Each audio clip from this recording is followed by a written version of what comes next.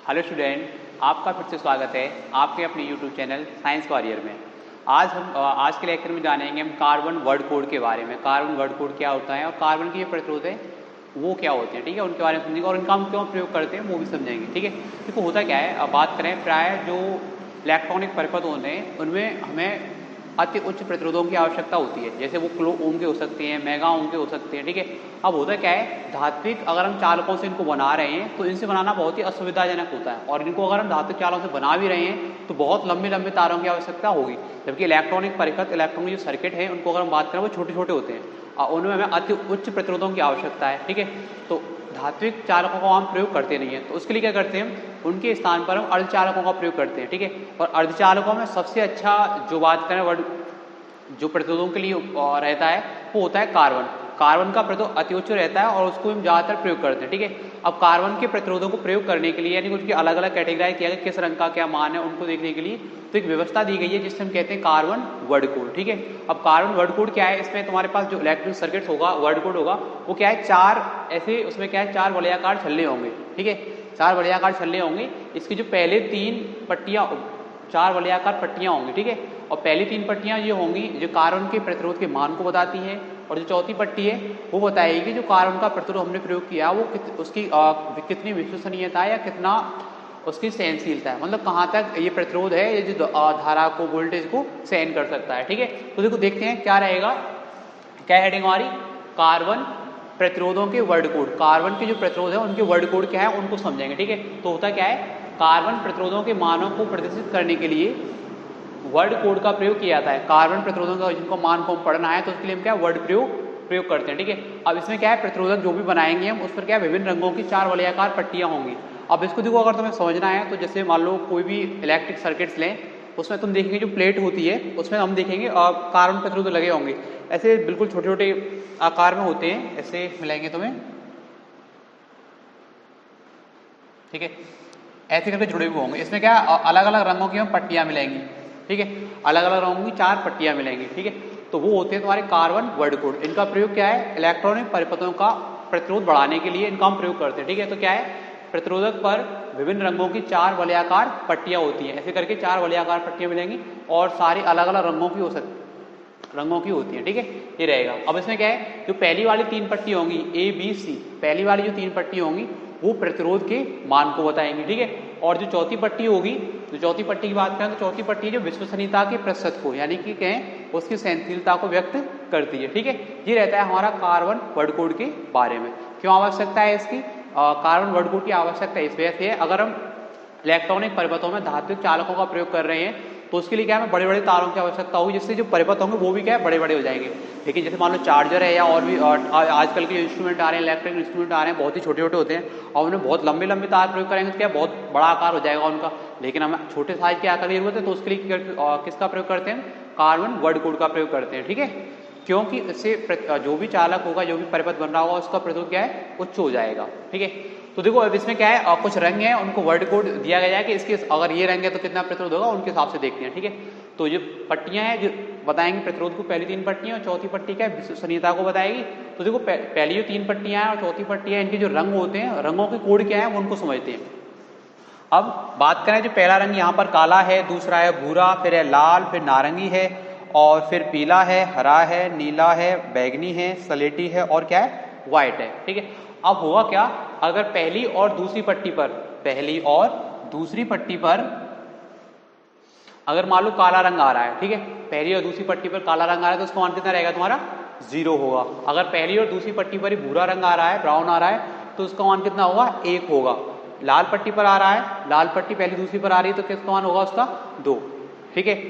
नारंगी के लिए 3 रहेगा मान पहली दूसरी पट्टी के लिए, पीले के लिए पहली दूसरी पट्टी के लिए 4 मान रहेगा, हरे के लिए कितना रहेगा 5, और नीले के लिए होगा 6, बैगनी के लिए होगा 7, और स्लेटी के लिए होगा 8, और व्हाइट के लिए कितना हो जाएगा 9, ठीक है, हो जाएंगे। और वहीं अगर हम बात करें तीसरी पट्टी के लिए जो मान है, तो तीसरी जो पट्टी होती है वो जो मान होगा प्रतिरोध का उसके गुणांक को बताएगी, प्रतिरोध के मान के गुणांक को बताएगी। देखो उसमें क्या है, अगर बात करें पहली जो तीसरी पट्टी है वो काले रंग की है, तीसरी पट्टी कैसी है, काले रंग की है, तो वहां पर हम 10 की घात जो गुणा में लिखेंगे वो क्या रहेगी तुम्हारी, 10 की घात 0 होगी। वहीं अगर हम बात करें दूसरी पट्टी के लिए, मतलब ये तीसरी पट्टी है उस पर रंग कैसा है, भूरा है, तो वहां 10 की घात कितनी लिखेंगे हम 1।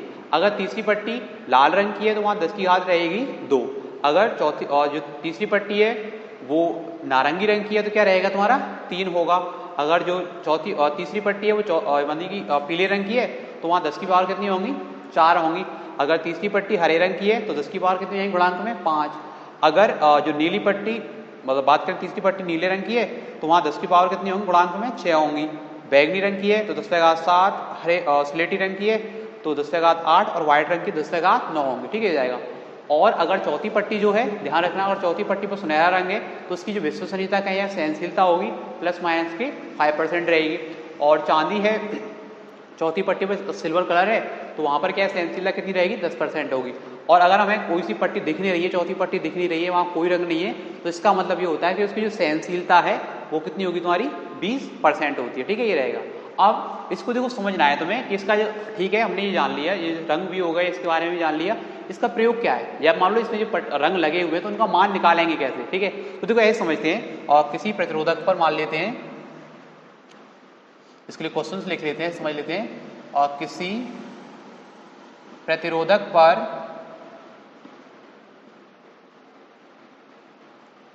चार रंगों की पट्टियां क्रमशः मान लो ऐसे करके मान लेते हैं पहले पर है येलो, ठीक है, ब्लू, रेड, गोल्ड। मान लो कोई प्रतिरोधक है और इस पर क्या है येलो, ब्लू, रेड, गोल्ड 4 रंग की वलयाकार पट्टियां हैं।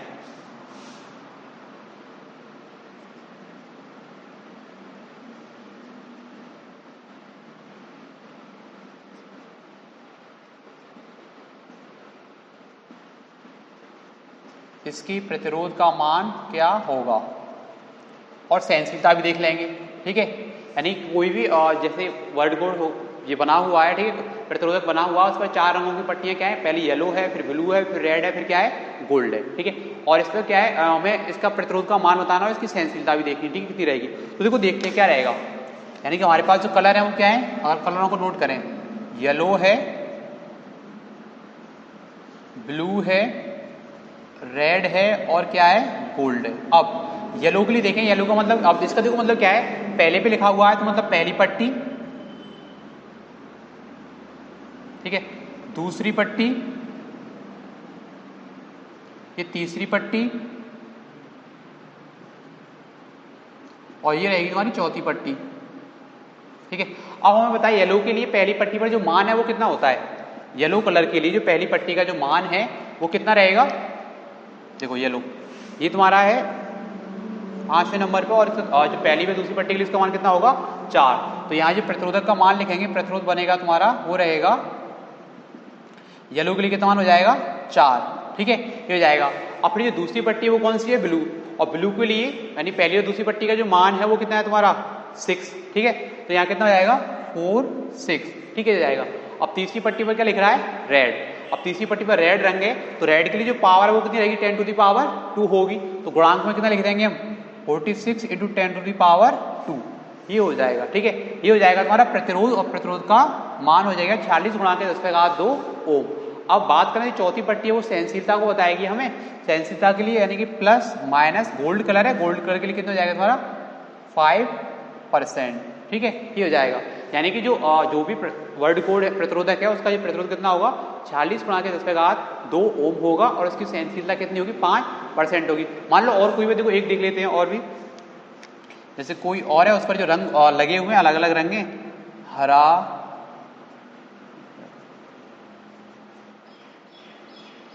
ग्रीन, येलो,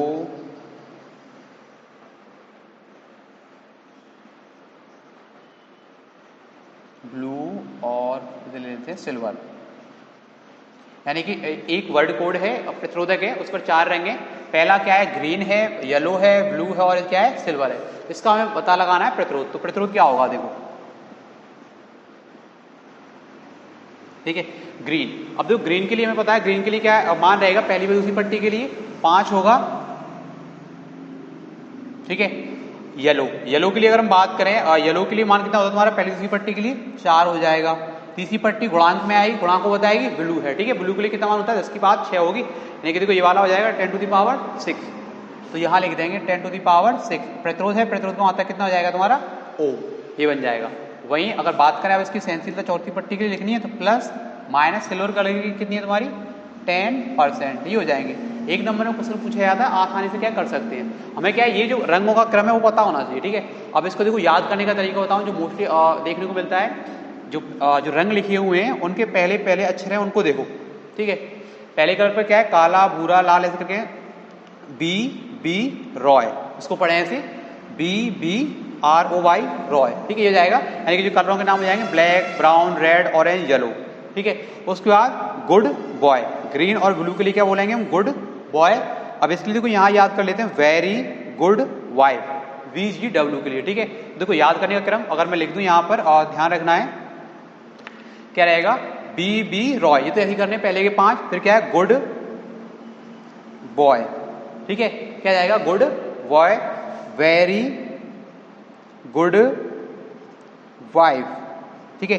ये क्या है तुम्हारा इनको रंग ये हमें याद होनी चाहिए, ठीक है, तभी हम ये पेपर में ऐसा नहीं कि साड़ी आएगी तुम इनका मान लिख दोगे, तुम्हें याद होनी चाहिए। और ऐसे करके रंग दे रखे होंगे, वहां पर पूछेगा प्रतिरोध का मान क्या है, तो बस इस क्रम के हिसाब से याद कर लेंगे। पहला क्या होगा BB Roy good boy very good wife, उसके हिसाब से, ठीक है। रंगों के क्रम ही है, ब्लैक है ब्राउन है रेड है ऑरेंज है येलो है, गुड ग्रीन ब्लू वायलेट ग्रे और वाइट, ये हो जाएंगे, ठीक है। तो उम्मीद करता हूँ अभी समझ में आया होगा, तो उतारें इसको देखते हैं और